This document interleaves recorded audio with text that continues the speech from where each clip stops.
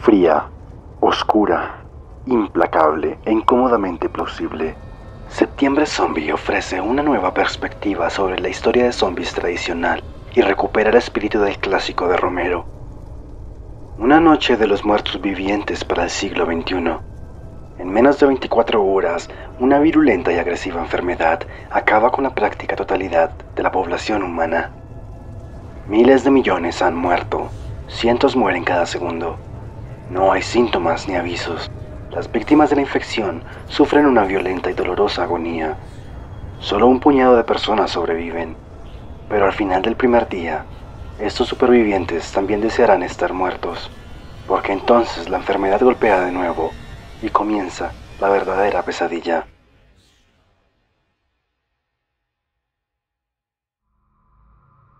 Miles de millones murieron en menos de 24 horas. William Price fue uno de los primeros. Hacía menos de un minuto que se había levantado de la cama, cuando empezó todo. Mientras bajaba la escalera, sintió las primeras y dolorosas punzadas en el interior de la boca y en el fondo de la garganta. Cuando llegó junto a su esposa en la sala de estar, ya no podía respirar. El virus le provocó que los tejidos de la garganta se le hinchasen con una rapidez sorprendente. Menos de 40 segundos después de la infección inicial, la hinchazón casi le había bloqueado por completo la tráquea. Mientras trataba de tomar aire, los tejidos hinchados comenzaron a romperse y a sangrar. Comenzó a ahogarse con la sangre que le bajaba por el interior de la tráquea. Su esposa intentó ayudarlo, pero lo único que pudo hacer fue cogerlo mientras él caía al suelo. Durante una fracción de segundo, ella fue consciente de que el cuerpo de su esposo empezaba a contorsionarse y sacudirse, pero para entonces, ella también estaba infectada. Menos de 4 minutos después de la infección, William Price estaba muerto. 30 segundos más, y su esposa también estaba muerta. Otro minuto, y toda la calle quedó en silencio.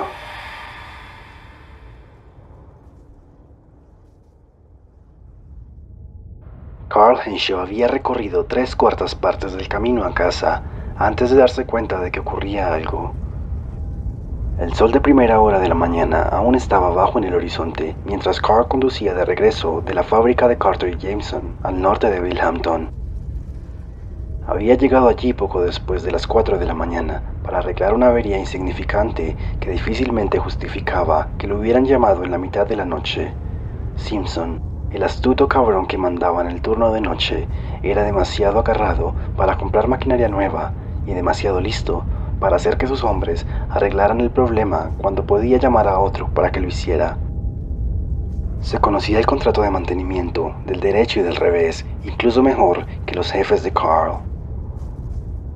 No importa, pensó para sí mismo, mientras intentaba beber el café con una mano, sintonizar la radio con la otra y mantener la furgoneta en la carretera.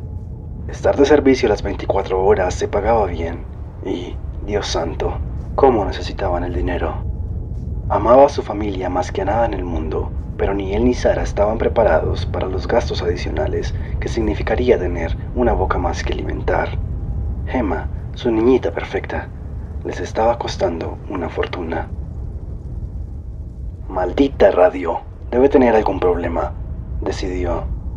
Un momento emitía la música habitual interrumpida por charlas insustanciales y tonterías, y al siguiente, solo silencio, ni siquiera estática. Las notas finales de la última canción se apagaron y fueron reemplazadas por nada. El sol brillaba a través de las copas de los árboles, deslumbrando a Carl intermitentemente. Sabía que debía ir más despacio, pero quería llegar a casa y ver a Gemma antes de que Sara la llevase a la guardería. Se protegió los ojos mientras tomaba una curva cerrada a demasiada velocidad y tuvo que pisar a fondo el freno al ver que un coche pequeño de color amarillo mostaza se dirigía hacia él a toda velocidad, ocupando el centro de la calzada. Carl giró bruscamente el volante hacia la derecha para evitar el impacto y se sujetó cuando la furgoneta chocó contra el bordillo al lado de la carretera. Vio por el retrovisor que el otro coche seguía adelante sin disminuir la velocidad. Se subía ruidosamente al bordillo y se estrellaba contra el tronco de un gran roble. Carl estaba sentado inmóvil en su asiento y miraba a través del retrovisor, incapaz por el momento de comprender del todo lo que acababa de ocurrir. El silencio repentino resultaba insoportable. Entonces, cuando empezó a recuperarse la sorpresa y se dio cuenta de la realidad de la situación, salió de la furgoneta y corrió hacia el coche accidentado. La cabeza le iba toda pastilla, completamente centrado en sí mismo.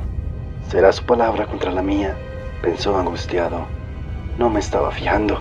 Si me denuncian y me condenan, probablemente perderé mi empleo. En las circunstancias actuales, tendré que explicar por qué.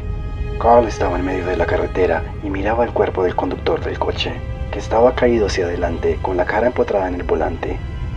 Con las piernas agarrotadas, Carl se acercó un par de nerviosos pasos más. El coche había chocado contra el árbol a una velocidad increíble, sin que, al parecer, el conductor hubiera hecho ningún intento de frenar o de esquivarlo. El capó había recibido tal golpe que prácticamente se había plegado alrededor del tronco.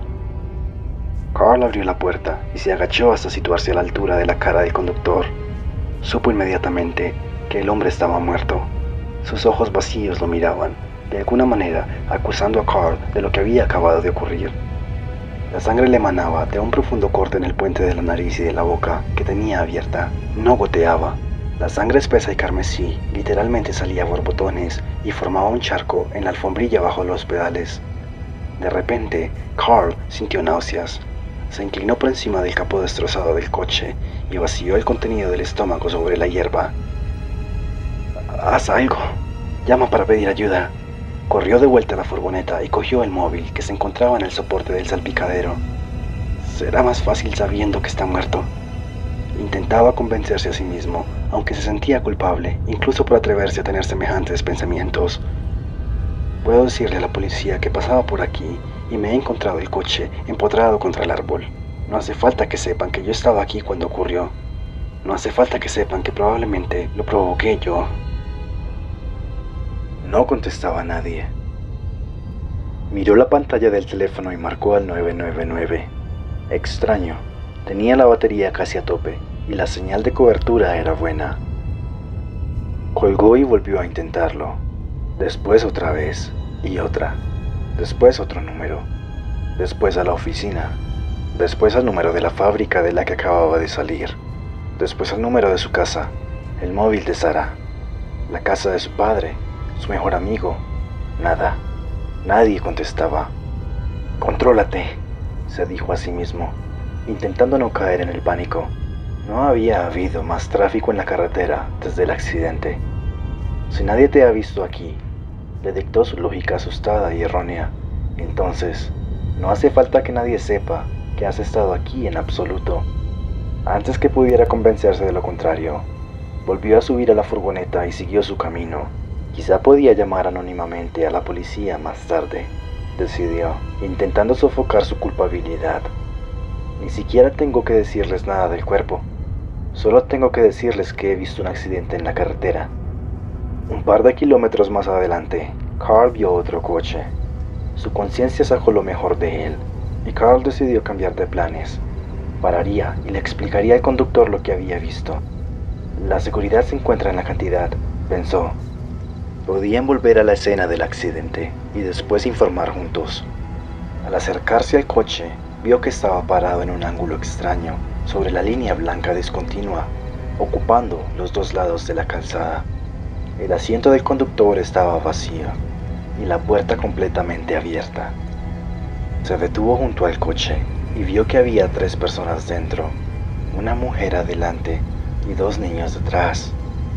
Los rostros rígidos estaban cargados de agonía y pánico.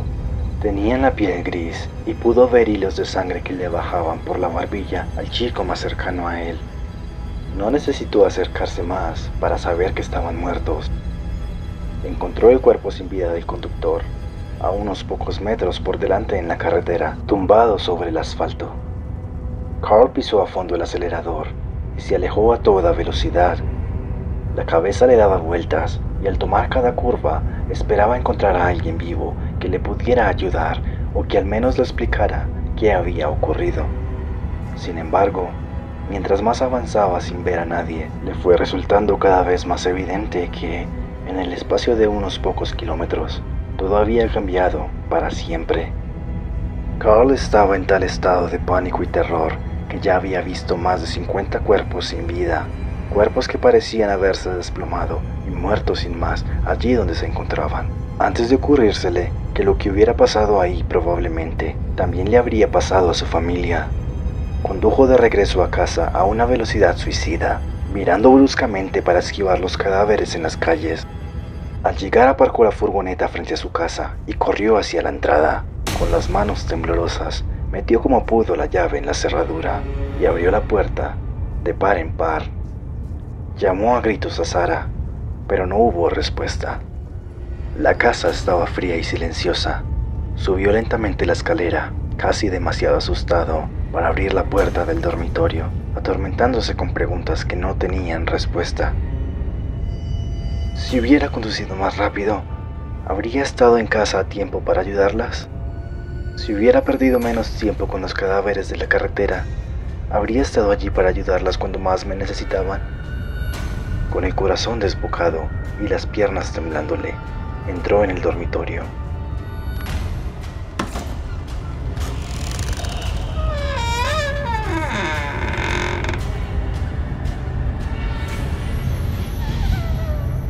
Encontró a su esposa y a su hija juntas, muertas. La cabeza de Gemma colgaba del borde de la cama, con la boca muy abierta en medio de un grito silencioso. Había sangre en el camisón blanco de Sara y también en las sábanas de la cama y en el suelo. Con los ojos cargados de lágrimas, les pidió a las dos que se despertaran. Les suplicó que respondieran, las sacudió y les gritó para que se movieran. Carl no podía irse, pero tampoco podía soportar quedarse allí. Besó a Sara y a Gemma como despedida y las cubrió con una sábana antes de cerrar la puerta y alejarse de su casa. Pasó horas sorteando los cientos de cuerpos en las calles, demasiado asustado, incluso para gritar pidiendo ayuda.